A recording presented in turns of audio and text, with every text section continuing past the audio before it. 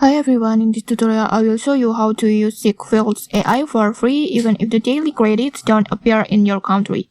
Higgsfield AI is an AI tool that turns your photo into animated videos, and the good news is free users usually get 5 until 10 credits per day, and it's limited but perfect for fun or personal projects. However, in some countries, the daily free credits have been removed.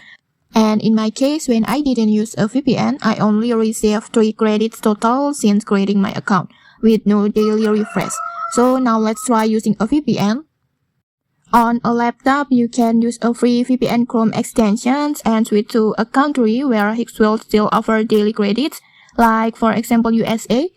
And on mobile, just use any VPN app you prefer. And if you don't know how to install a VPN on a Chrome, just check the link in the description for a full tutorial. And okay, once connected, refresh the Higgsfield page.